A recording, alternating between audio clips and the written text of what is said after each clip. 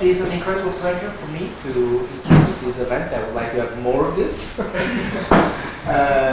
This has been a brilliant and very successful cohort for us, for CSTMS, as you know, as the DE students who have been going through the program and have found a way, our own path of academic careers these days. So I look forward to having more of this in the future. CSTMS wouldn't exist in its current form, at least, without graduate students and without the DE graduate students. So we are at the very core of our activities when we have our students here presenting and discussing their work or telling us about their experience. Do you want to help us introduce the event? I didn't even know I was supposed to be here because you might touch issues that are best not heard from faculty. But if you tell me that I'm welcome, I will stay. But I want this to be kind of a student-led, and run event. So please, Mariam, if you want to just introduce the speakers. Awesome. Thank you guys so much for joining us. So Camilla is currently a faculty member at UC Santa Cruz. She's Associate Professor of Sociology and also affiliated with the Science and Justice Center at UC Santa Cruz. Angelo will be starting a faculty position next year. Actually, a fellowship for next year. After that, obviously, a position at Barnard College at Columbia. Yeah. So fall 2020, that's right? Yes. And Julia has a postdoctoral fellowship starting this fall at USC, that's right. And I also wanted to thank our student staff who's worked tirelessly to organize this event, and they're filming this as well, so if anyone wants to go back to so the sessions, I can do that too, and thank you to Vinay as well for speaking with us. Awesome. Thank you guys. So 15 minutes each, that's what we sort of decided, and then we can open up the floor for questions. 15 minutes is generous. Yeah. Maximum. I know you guys are not going to take it all off. So it's fine.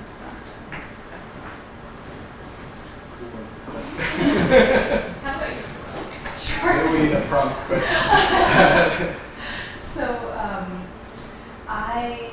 as was just said, I'm an assistant professor in sociology at UC Santa Cruz, principal faculty in the Critical Race and Ethnic Studies program, affiliated with legal studies and also with the Science and Justice Research Center. I graduated from Berkeley in August of 2018 in geography and science and technology studies. I feel like I have to explain that UC Santa Cruz has a very heterodox sociology department, and they've actually hired 2 folks from the geography program at Berkeley, and we also have medical anthropologists on the sociology faculty. So I like to think of it more as an interdisciplinary social sciences program. It's very different from the sociology department here at UC Berkeley. So as far as my time at Berkeley and what I found really helpful here, a few things were, well, actually, I guess I should start with my experience in the STS program and then how that sort of links up to my broader experiences here at Berkeley. So coming from an inherently interdisciplinary discipline like geography, going on the job market in a field like geography can be really challenging because there are very few geography departments in the country. I was lucky enough to, have a campus visit in a geography department, but that's often very rare. And it means that you have to be able to make yourself eligible to disciplines that are outside of your own training. And so for that, STS was a really helpful way for me to ground myself in another field, right? So I'm a geographer, but the fields that I work in broadly are, say, Black studies, immigration studies, and science and technology studies. And so having the STSDE, one, made me sort of legible, gave me some kind of disciplinary legibility beyond just being a geographer. But it also gave me a community and a set of conversations to be a part of, right? Because geography is such a kind of fuzzy, blurry, capacious discipline, right? There weren't necessarily people in my department who worked on the kind of stuff that I was doing. so I could come to STS and actually find people who had some kind of overlap, right? My work was legible to them, who spoke a set of similar languages, and also trained me in how to communicate across disciplinary boundaries. And in particular, for me, one of the most formative experiences of my time here was the STS capstone writing seminar, in part because, the process of coming back from field work and, staring down the barrel of a dissertation that is supposed to somehow, conjure itself into being is extraordinarily intimidating. And again, to be in a community of scholars who, again, work in very different kinds of fields, but are writing on a timeline together, and whose work is legible because of this convergence around STS was really helpful. And so I was actually able to finish the first chapter of my dissertation because of the support that I got in that group. And then from there on, the rest of the dissertation writing process became something that was feasible and not quite as scary and mystifying. I think what I got from the STS program specifically also translates into the aspects of my time at Berkeley that were most meaningful and that I think translated into useful experiences of the job market. And so, those things include forging academic, intellectual networks outside of my own department, including at other places on campus, but also in other places, around the country through conferences, through research travel, through intellectual collaborations. I think being part of this center gave me a template for, like I said, how to speak across disciplinary boundaries and build networks and relationships with scholars from other fields, and I carry that with me. And I think being plugged into a wider intellectual community outside of my department and outside of Berkeley made my scholarship a lot stronger. It meant that when opportunities came up in other places, that I was aware of what was happening just outside of my sort of inner circle of people. Should we talk about job market advice now, or would you prefer that we say that for? I have some thoughts things I can share. You can go briefly across the that would be. Yeah. So, I'm the kind of person who has a color-coded Google Calendar. So like if I say that, that's what you need to know about me. But one of the things that was really helpful for me, honestly, from when I got to Berkeley was, just creating a series of, short-term, mid-range, and long-term plans about the classes I was going to take, the fellowships I was going to apply for, right, when I was going to do research, when I was going to go on the job market, the conferences I wanted to go to, right, to have sort of a sense of what the overall trajectory was. And there are times when you can stick to the plan, and other times when you can't, but it was helpful for me to have that kind of longer-term perspective of what this was, to not get stuck in what can often feel like, or getting bogged down in just like the nitty-gritty, like confusing bureaucracy of just being in a graduate program, but seeing this as a stepping stone to something else. That was very helpful. I think that starting to think early on in my graduate career about publishing and conferences was also helpful. Not in the sense that I rushed myself immediately to start going to conferences, but at least, or to publish, but to at least be aware of the fact that unfortunately the landscape of academia has changed. And even though I had brilliant scholars on my committee who were giving me certain kinds of advice, the advice that they were giving me. Sorry, so this is the part where you wondered whether this is right. But there's some real generational differences, right, in terms of the advice that I was getting. Because the advice that I got from a lot of people in my department was, don't worry about publishing. Focus on your dissertation. Just read as much as you want. And that's beautiful advice, but it's not realistic advice. I think that I was able to be a strong candidate for academic jobs because by the time I was on the job market, I had publications under my belt. Had been organizing conference handouts and doing all of that work. So again, I don't say that to stress anyone out because I did experience some stress in my first year of grad school, feeling like I should have already been publishing. But I think at least being aware of, right, thinking about like what are the one or two articles based on my dissertation that I want to have in the pipeline by the time I'm on the job market is really helpful. And frankly, also, one of the things that I learned from being in grad school was understanding that this is a job. This is not the entirety of who you are. Academia is not a meritocracy as much as we would like it to be. Oh, sorry. Academia is not a meritocracy. It's a funny thing, when we get grants, we then think it's because we're brilliant, right? And then when we don't get grants, we tell ourselves that it's because the system is unfair. And the reality is that even when we get grants, the system is unfair, and there are all of these intervening factors, like we're all brilliant, right? You're all at Berkeley, you're brilliant. But at the same time, there are all of these intervening factors that are completely out of your control that determine who gets fellowships, who gets jobs, and whatnot. And when you start to see academia as a job and not, I mean, yes, we do this because we're passionate about it, but when you remove your sense of self from academia, it becomes easier to step back from the inevitable rejections that are part of the process, to have a healthier approach to what is a very rocky process of being in grad school and going on the job market. And the other thing I learned from going on the job market is also just figuring out what you actually want, what your boundaries are, and what kind of life you want. We're often told by our advisors that anything less than a tenure-track job in R1 is failure. And that's bullshit. I'm on being recorded, but I'm just going to say that. Like that's terrible advice. The reality is that most people don't end up with tenure-track jobs at R1 universities, and they are still brilliant scholars and are making immensely valuable contributions to intellectual and political life in all sorts of ways. And there are lots of reasons why people choose not to pursue that path, whether it's for family reasons, needing to be close to elders, needing to care for children, having strong opinions about where you want to live. And so I think it's important when you're going on the job market to actually sit down and do some introspection, not just what is the model of success that my advisors have told me I need to follow, but what actually is the kind of life that I want. And are there some kinds of academic jobs that on paper seem great, but that don't actually align with what I want in my life?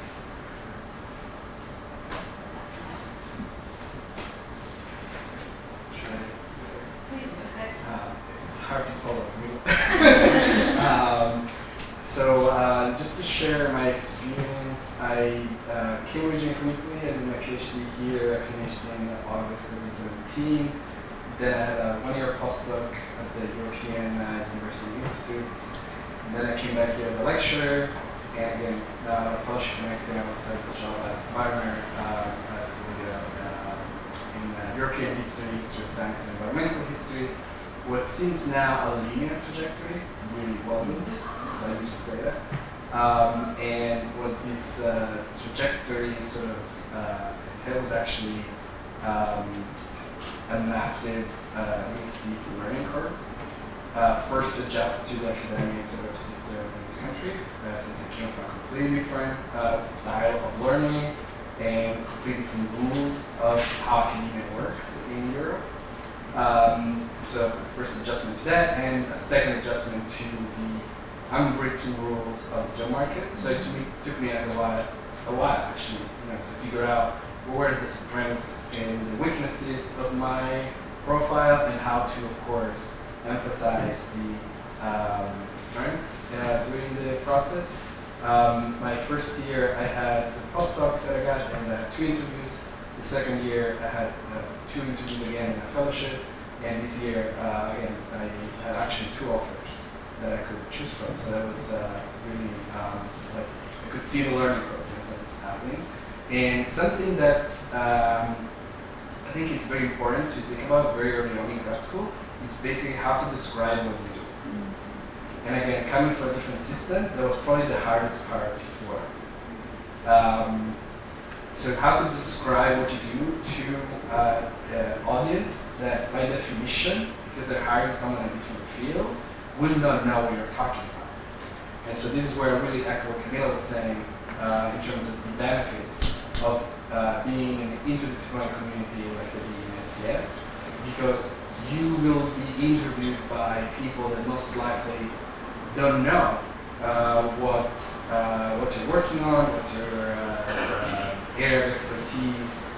Some might, but that really often is not the case. And so being able to talk about what you're doing, especially why it's important, that really is the key. There's also a very strange, I would say, chasm in a sense, between the research aspect and the teaching aspect of academia. In the research part, you're asked to be doing, of course, cutting-edge research. When it comes to the job descriptions, especially for history, which is my field, sometimes they're actually very traditional. I would say for most say job descriptions out there, they want to teach the European History Survey, the History Science Survey. So kind of showing that you have these three elements of research, teaching, and surveys as equally important. You know that they exist and that they're factors. I think it's really important. And for example, for the service part, I could emphasize the fact that I've been running the STS working group for a few years here at Berkeley. It signals that you are aware that academia is not just research, it's not just teaching, but really is also an engagement with a larger intellectual community. And the larger it is, the better. Again, this is where, as Leo was saying, I totally agree that STS is like a language, like a Queenette in a sense, like a common language. And so whatever is your work, I would think about it thematically, not just in terms of your area of expertise, because you will know by the time of the end of your PhD, the experts in your specific geographical area or closer thematic area. But the point of the job market, I think the challenge is to really create bridges and be able to start conversations with people that have very different approaches, backgrounds, interests, they're working completely different fields. And also diversifying your pool of applications very early on. I think it's very helpful, and it goes back to what I mentioned, the ability to describe what you do. So in my case, I applied for jobs in European history, environmental history, and history of science that oftentimes are very different. And STS, of course. Sometimes that's history of science and STS. And so basically, by the third year, last year when I applied, I had 3 sets of different descriptions of what I did. Because of course you have to care what you do to a different audience. And another thing that betrays what you do is really more about having an audience in mind. And I was really, to be honest, I was very excited to have done a job where they were excited about all these 3 components of my work. And they basically asked me to teach interdisciplinary classes like those that I've already been teaching here. I taught a class on science and fascism last semester. I'm teaching a class on climate and history. So part of my work was both in teaching and research was about creating that interdisciplinary conversation. So that makes it easier. And I absolutely believe that being able to describe what you do in an interdisciplinary fashion is something I learned by talking with Camilla in geography or other members of the center in anthropology, in sociology. So really understanding what are the broader concerns of the field, of many different fields. Because again, they're trying to hire you because they didn't have someone working in that specific field. They didn't know what's the most interesting thing in your field in that moment. So again, like really being able to emphasize that aspect of what you do, what's different about what you do, what's new, what's original, why it's important. It's really key. And if anyone has questions also about applying in Europe, last year again I was at the UI, so I would be happy to answer any questions you might have where the landscape, the institutional landscape is very different, and so also the applications that you might want to submit for fellowships or postdocs are very different. So I just want to flag that as something that maybe for the discussion we want to have. And I really want to echo also what Camilla was saying about the advice you get. I would have never been able to go through this process if I had not asked advice constantly to a lot of people. And it was essential to actually be able to work with, to have a team basically, to be honest.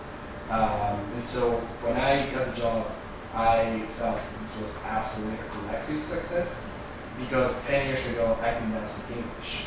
So I learned how to adjust to this academic culture because I was with people that were willing to describe it, to teach me. And I was just, I guess my part was to be receptive to that and be flexible and try to imagine what I would do in this context. So you see what I mean? I really mean that my learning curve was very steep. My parents are not academics, so on. So you see what I mean?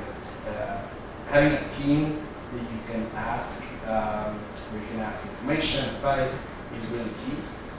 And again, like, so being a community like the B and the center here was really helpful in that respect. Because of course, you will talk to people that are non-historians, so not geographers, people that are in other departments. And so you will realize if the way you're describing your project at one of the exceptions, if it works or not, you really realize it very quickly if it's effective or not, because people might stick around and listen or just leave. It's as simple as that. And so, yes, so the last point I want to emphasize, that going back to what Camilla was saying in terms of the impact of academia in terms of your life. So I found that the uncertainty of the job market, again, consider it took me a couple of years of sort of more, I mean, granted that the postdoc that I had in Europe was really fantastic. And of course, teaching experience I got at Berkeley was extremely useful on the market this year. But I basically couldn't foresee my future for a couple of years. I was, going year by year without knowing exactly. Even if I would become a European historian, a student of science, an environmental historian, I was very concerned about my project, to be honest. Where I would have to go. Again, I'm really excited to end up in a job that allowed me to do these two things together, and it's the best I could possibly imagine.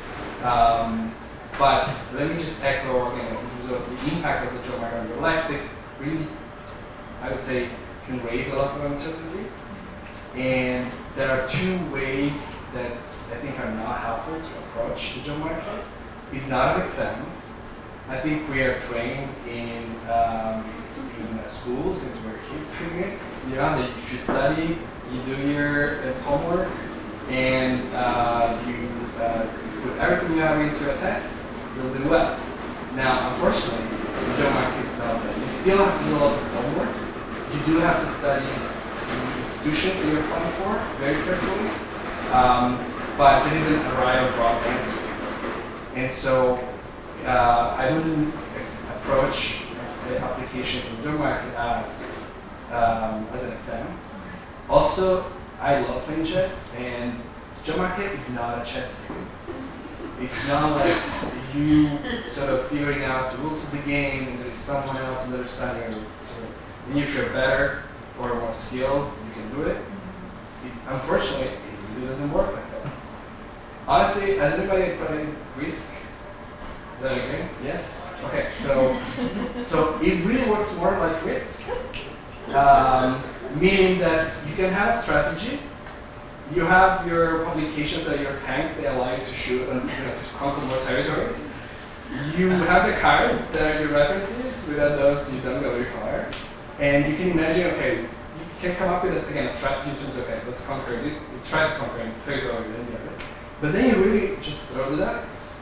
And so it really has nothing to do with how careful was your strategy, or how many tanks you had in your territory. Or, and I'm sorry, this is a real military statement. But it really, I found it helpful. When I landed on this metaphor, it was honestly helpful, because it stops sort of the perception that if you don't succeed, you are somehow flawed, or your work is flawed. And last year, when I had interviews, but it took me a long time to find out basically what to do next. One of the major encouragements that I had from people at the European University Institute was, well, you're already making it through the first cut. And I had an interview with Princeton, an interview with Brown, so people were telling me that you're already making it through the first cut, you basically have to persist. And the alignment of the stars, the recognition might turn out in your favor the next time. Unfortunately, that is an incredible amount of uncertainty. And honestly, it's really difficult to live with. And so again, like, I really echo what Camilla was saying, that you really have to think about how you handle stress, how you handle uncertainty. And again, I really stress is rely on as many people as possible and describe your research and what you do as much as you can. Because that really, the more you do it, the more clear it's going to be for you to describe it, and the cover letter that you will put together the first year, the second year, the third year, unless you're not clear.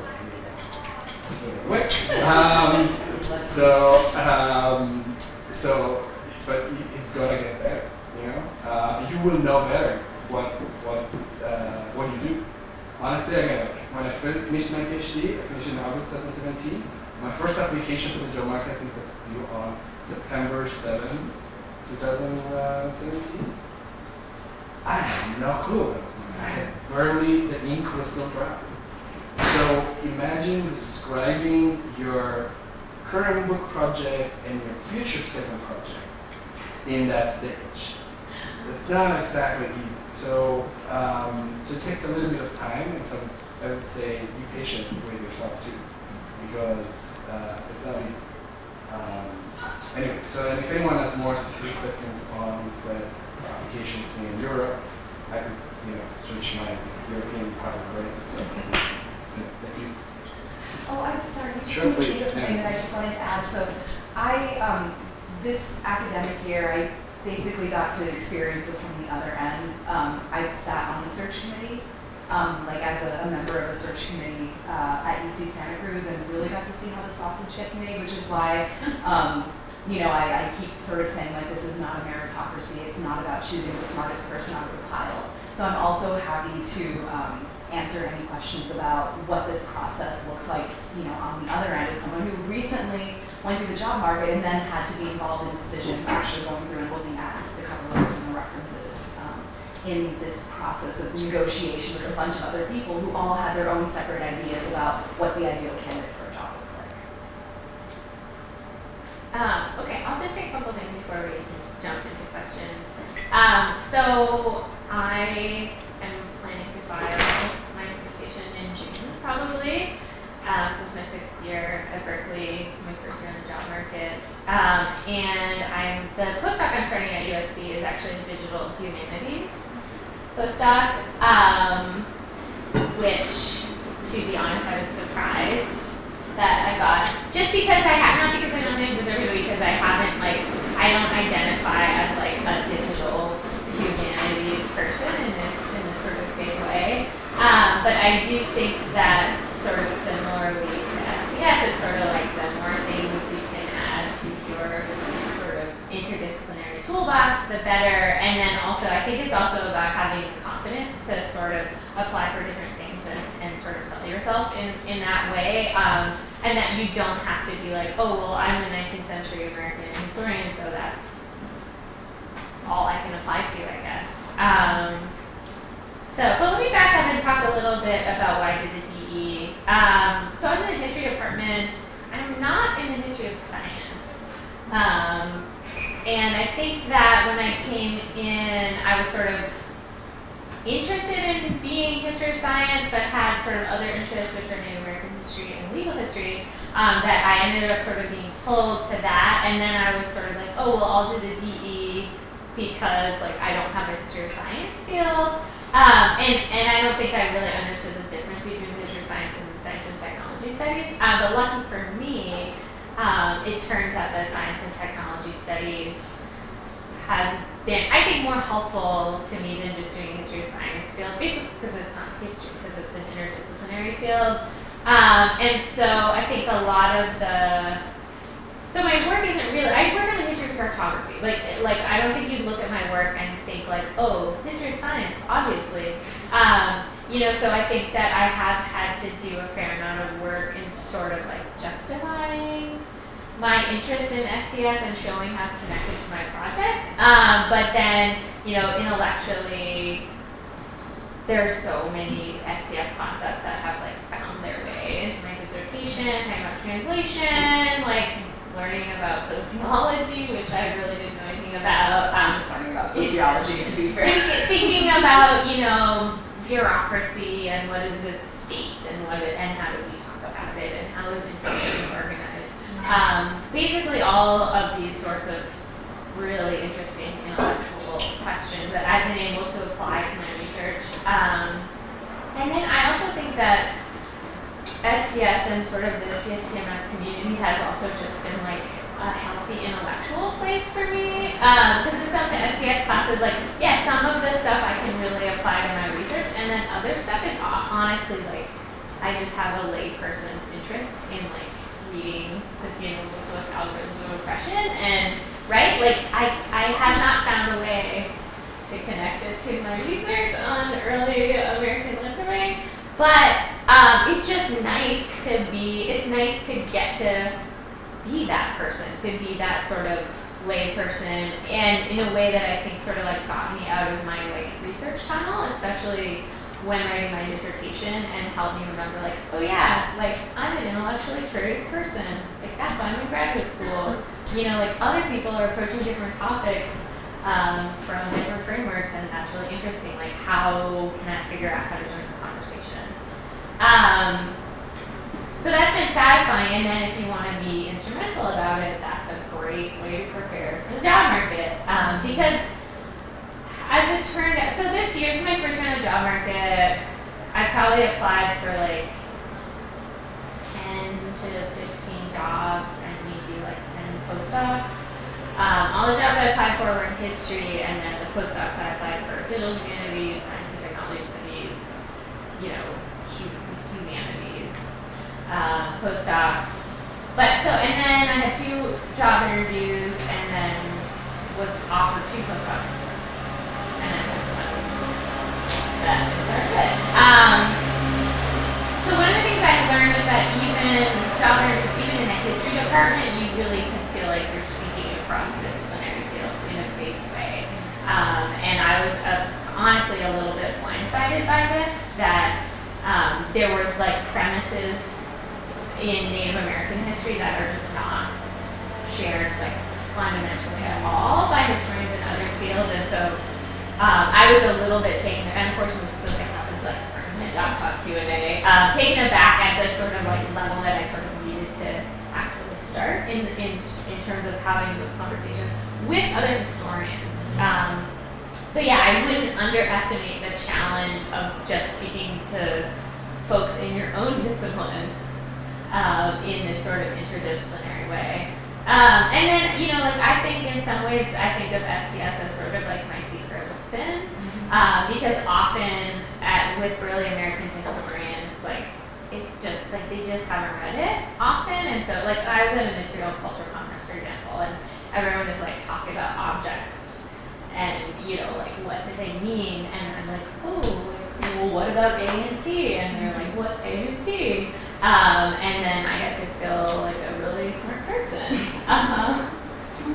you know, because I know about accurate network theory, you know, and recreativity and everything like that. So I think that even if it's not, you know, an STS job, it's been this sort of like extra intellectual boost of confidence for me. Okay, job. I don't feel like I have too much job market advice because it's an ongoing process. But I will say, I mean, I agree very much with the sense of like, you know, don't just take other people's advice and have a sense of, you know, what you want, but also be ready for that to change. You know, like I think some days I would say like, I know I need to stay in California, I need to be at a public university. Like I could sort of like make myself this list of needs, and then like a week later, I would be like, well, I guess I'm applying for a job in Central Ontario. You know, like what you need can really change and evolve. And then also you really don't know what places are like, and you don't know what schools are like until you're hopefully there having your interview, and you don't know what the culture of the department is like, and what the town is like, and what the grad students are like. So I would say that just in terms of keeping an open mind. You know, with and the real like actual constraints, like you those will be easy. But to be sort of open about it and apply for things that maybe don't seem like a perfect fit, and that'll help you maybe stave off imposter syndrome of like, I'm not a digital humanist, except for now I am. And then, okay, so let me just say one more thing in terms of that the job market is not a game of chess, it's a game of risk. And I'll do that in form of an anecdote. So, which is about, I have no idea, I can't make sense of this thing. So, I applied for a job I really wanted, I worked really hard on the application, I got a phone interview, I thought the phone interview went so well, I didn't get invited back for a campus visit, and then today I got an email saying the search has failed and we're going to advertise it again next year. So it's like, okay, well, what are the conclusions I can draw from these news? Because I could go, they hate me so much they would rather have the search fail than even bring me to campus for an interview. Like, that's a conclusion I could come to, or I could be like, wow, it sounds like they're going to advertise it next year. Like, I'm going to apply for it next year, and like, we'll see what happens. And so basically, like, I think you have to just kind of come to the same conclusion and be like, I don't know why their search fails. I feel bad for them because that's a lot of extra work on my part, but like, boy, I still want that job. And I'm going to apply for it next year. You know, so I think just kind of shrugging and applying is all you can really do. Well, thank you, first of all, for this thing. And shall we just open to questions?